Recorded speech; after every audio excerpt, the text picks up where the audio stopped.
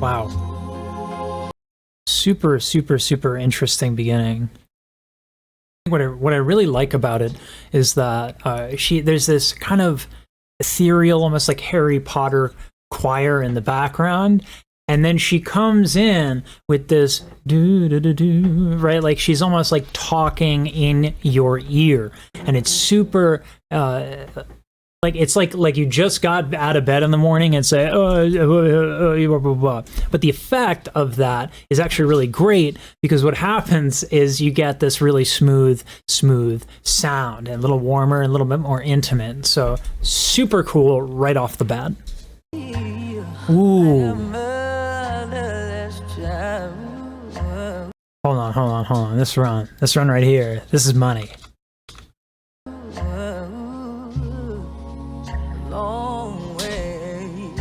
So what I love about when Jazmine Sullivan does a run, she keeps the motif of the piece. Like her runs are brilliant in that they're hyper conscious of the music, which I really respect, because oftentimes you get runs and they're mush, right?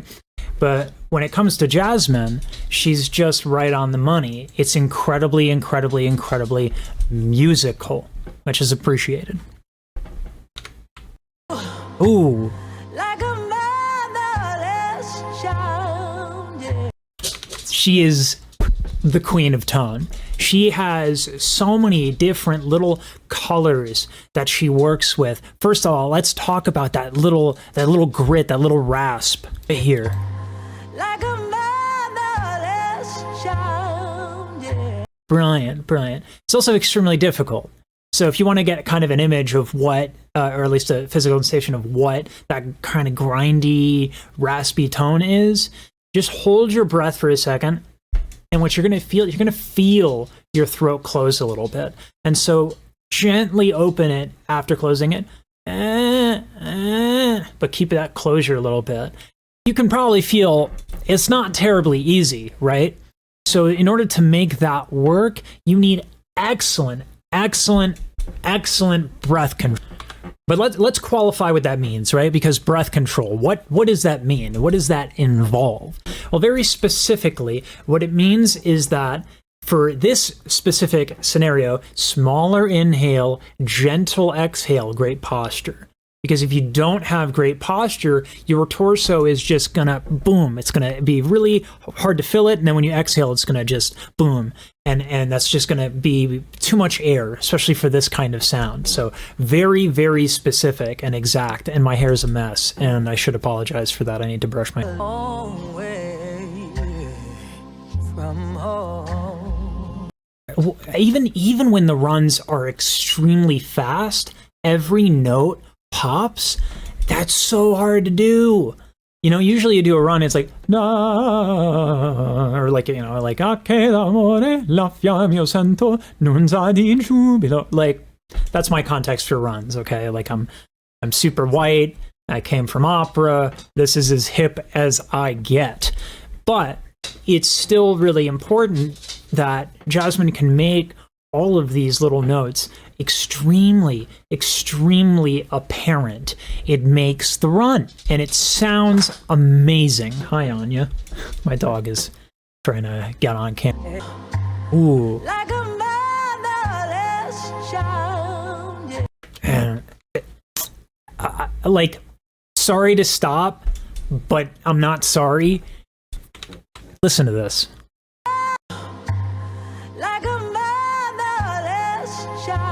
So we get that rasp that we were talking about before, right? Where the throat feels a little closed, and you just kind of keep a little bit of that, and then you go up. But there's one part that's really, where is it? Ooh. Sometimes I feel that. Sometimes I feel. We're bringing back the thing that we did in the beginning with her, where it's a very like, right? The lips and the mouth are like you just got out of bed. But she's using that in conjunction with the percussiveness of that phrase. Sometimes I feel. And it's very, there's almost a lurch to it. Sometimes I feel, right? There's still that closing a little bit, but her larynx is going up a little bit. and there's some jaw tension. And keep in mind, this is fine, okay? Let me explain why. She is in her low, and it's nothing so inefficient that it would hurt her. A lot of people get focused on like complete and utter ergonomic singing, right? Efficient. And what they don't consider is that, what about the different tone options, right? And it's brilliant. It's just brilliant when Jazmine does it, and inspiring, quite.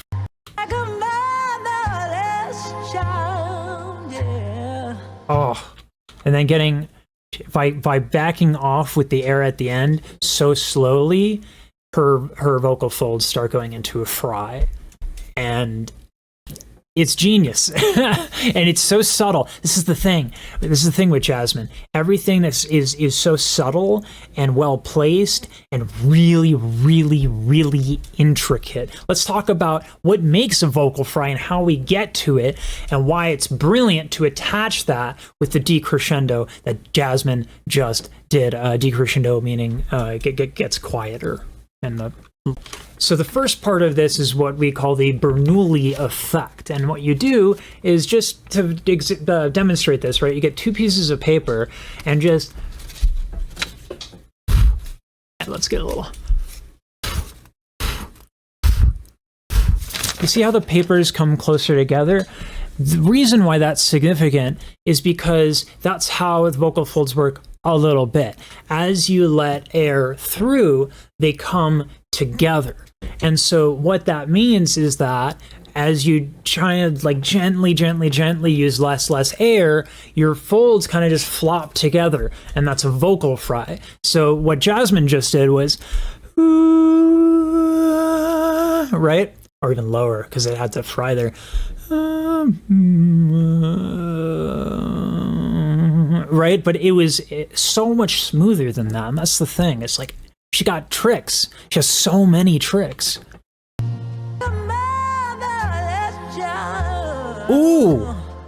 Right? So that's what we talked about before, right? But now she's bringing it in with a little bit more drama, and we get a little bit more vocal fry. Super cool.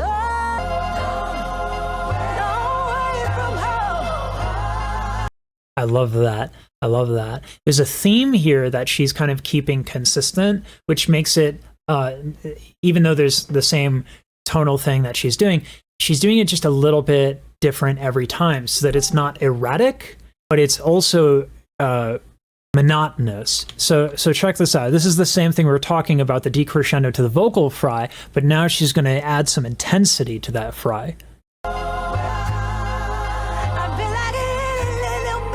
Ooh!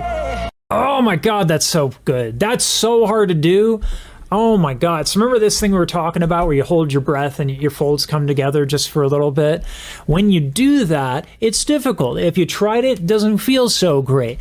But what she just did is even harder, because she did that, but went up and made sure that those false folds were grinding a little bit, and that gave her that rasp. And it's so hard to do because you need so little air. Excellent posture, small breath, and these are all things Jazmine is exceptional. So just because we talk a lot about, so we've done a lot of talking about the false folds, these little purple things right here. Obviously they're not purple in real life. This is just a rendered diagram, making visualization a lot easier. So these are the false folds, and these are the vocal folds. And you can see there's a big difference in size. And you can see how if these come together, right? First arrow ever. But if these come together, it tightens and constricts, I guess you could say, the vocalis, that area of the voice where the sound is made and comes out your face hole, right? So that tightens and constricts that. And so what she's doing is she's utilizing the constriction to bring these false folds together and getting them to make sound by touching and getting that constrained sound. Very, very difficult to do. You're literally putting things in the way of your singing. You have to be extremely good with breath. It's very, very hard to do. Like a motherless child. again with those rasps, the vocal fries. Her runs are so insanely clean, and they're not always scales. Sometimes they're intervals that outline the chord, which is like big brain, right? That's like what jazz musicians do on piano and guitar, and she's doing it with the voice. She's just next level.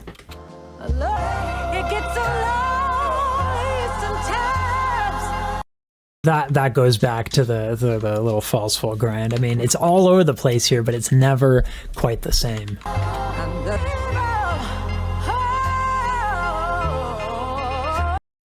I don't even know what to tell you at this point. That's super good. At a loss for words.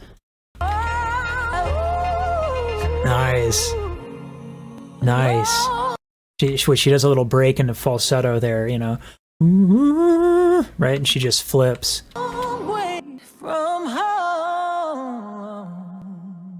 Oh man. I don't usually listen to a lot of great singing in my spare time because it's what I do, and what you've been seeing here, this is exactly how I listen to music with exceptional singing. It's exciting, it's great, but it's not a casual thing. And honestly, the only album that I've really went through the process of just sitting down and enjoying was Jazmine Sullivan's, because I just think she's so darn good. I have a Twitter. I'm trying to keep my other socials populated with very specific artists. So the Twitter is going to be Mariah Carey, Beyonce, Chloe Halle, right? No beatboxing, no esoteric stuff. It's just going to be that, about 1 minute videos at a time, trying to post a lot up there so that you know when something is on the channel that you might be interested in. So this is my Twitter. It's got tweets, I think.